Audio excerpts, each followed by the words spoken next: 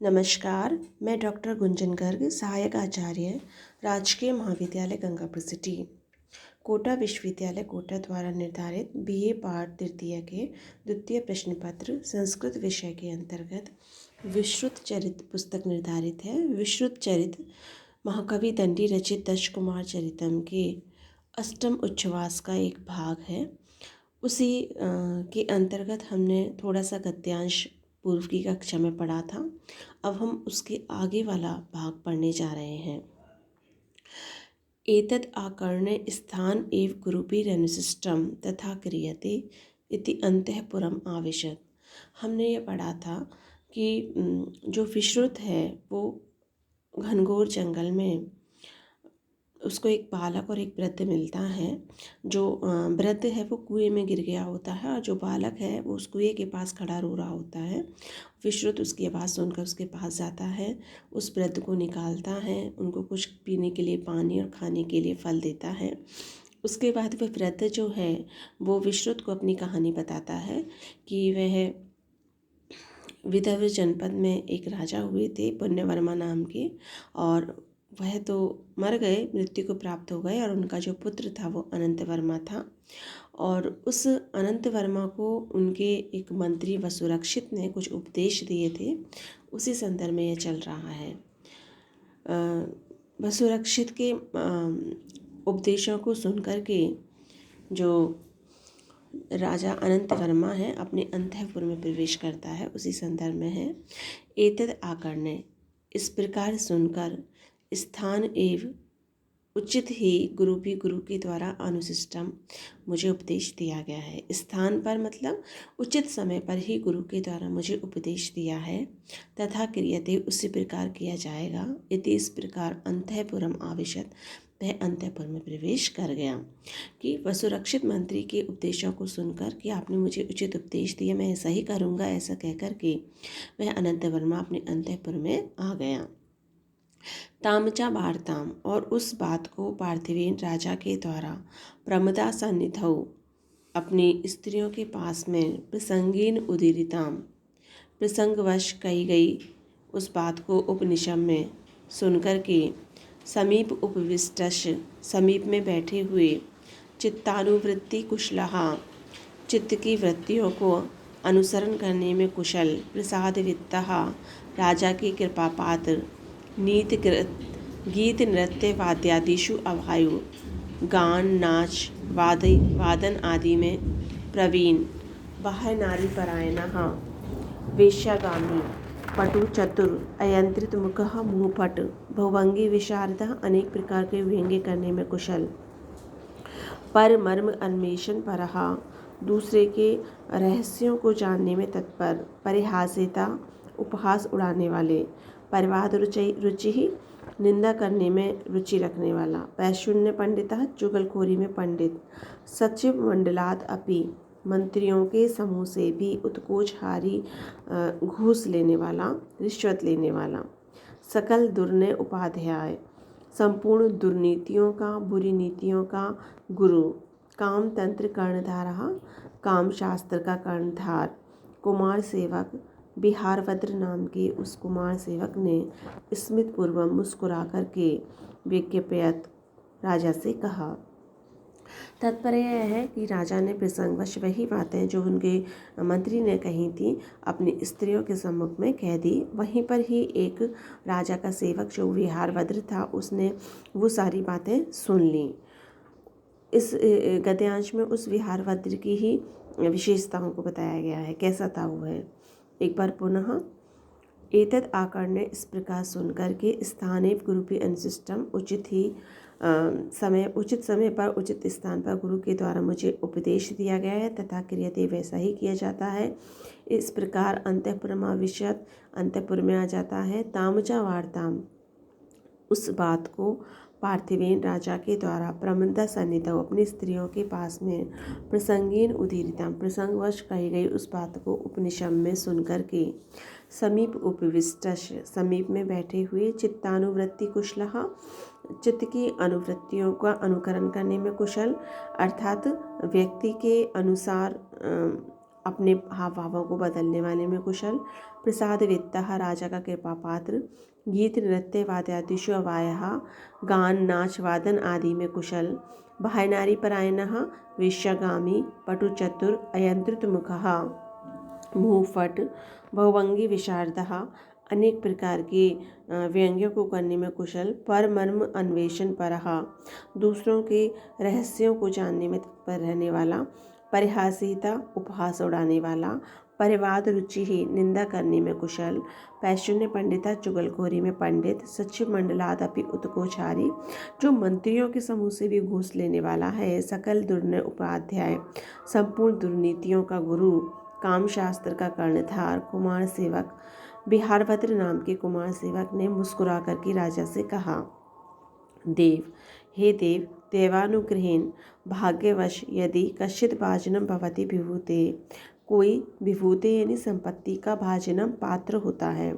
यदि भाग्यवश किसी के पास संपत्ति आ जाती है, कोई संपत्ति का पात्र होता है यानी किसी के पास धन दौलत आ जाती है, तम उसको अकस्मात अचानक उच्चावचई उपप्रलोभनैः अनेक प्रकार के प्रलोभनों के द्वारा कदर्थयन्तः उसके मस्तिष्क को खराब करके स्वार्थम साधयन्ति अपने स्वार्थ को सिद्ध करते हैं धूर्तः धूर्त लोग।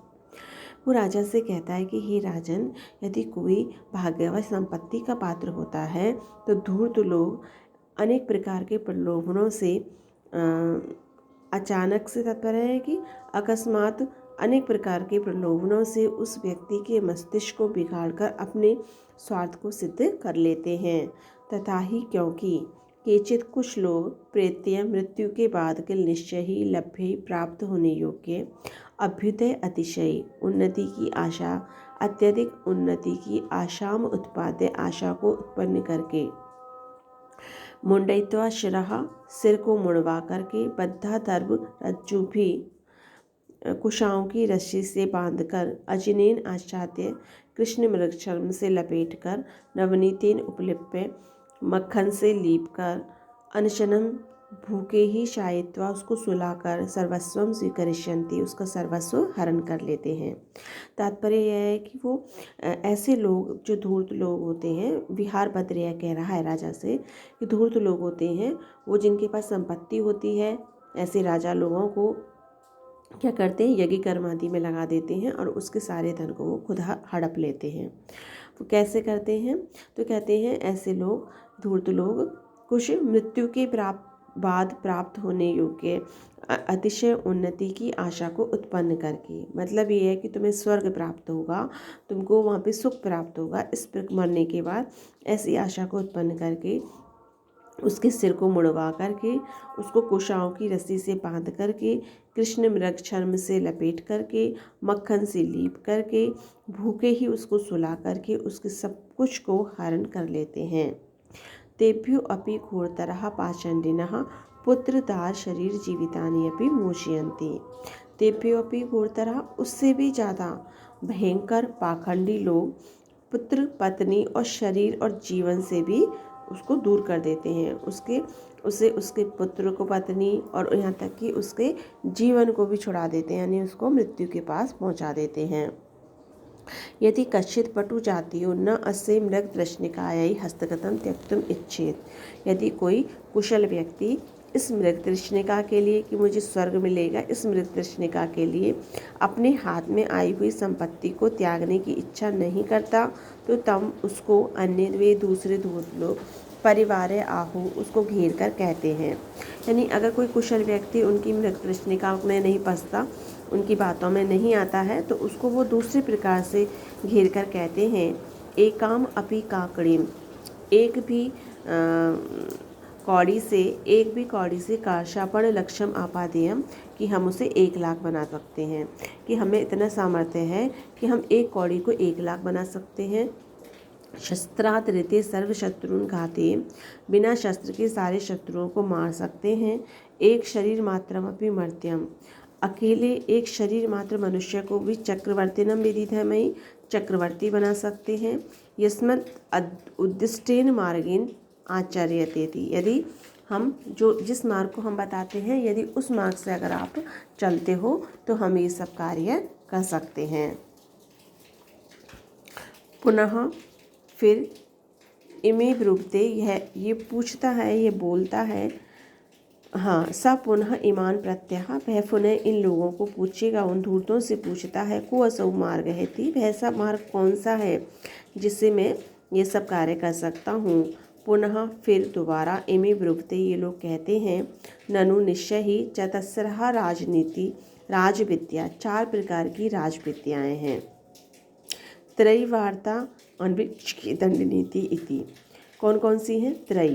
त्रयी मतलब 3 वेद, ऋग यजु साम। वार्ता कृषि आदि जो कर्म है, आन्वीक्ष की न्यायशास्त्र, दंड नीति और दंड नीति। तासु तीसरा त्रयी वार्तान विक्षिक्यो महत्यो मंदपलाश, इनमें से जो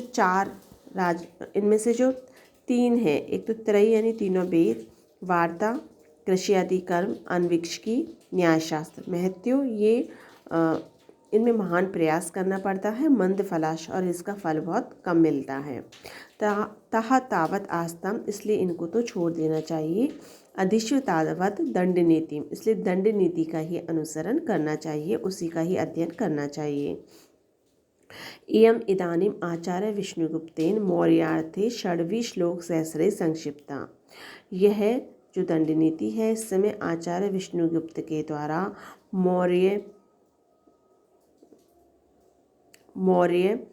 चंद्रगुप्त मौर्य के लिए 6000 श्लोकों के द्वारा संक्षिप्त रूप से कही गई है। ये जो दंड नीति है, ये चाणक्य नीति है, जिसे कि हम अर्थशास्त्र भी कहते हैं, विष्णुगुप्त के द्वारा चंद्रगुप्त मौर्य के लिए 6000 श्लोकों में संक्षिप्त रूप से लिखी गई है।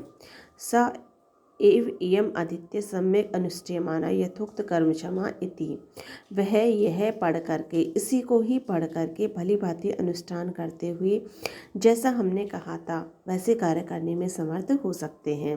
यानी अगर जैसी ये दंड नीति बताई है, अगर इसको भली भांति पढ़ लिया और उसका अध्ययन कर लिया, उसका अनुष्ठान कर लिया, तो जैसा हमने कहा है कि एक सिक्के से लाख सिक्के हो जाएंगे, एक कौड़ी से 1 लाख सिक्के हो जाएंगे, या बिना कुछ के चक्रवर्तीता को प्राप्त हो जाओगे, ये सारे कार्य इस प्रकार हो सकते हैं। आज की कक्षा में हम इतना ही पढ़ेंगे। धन्यवाद।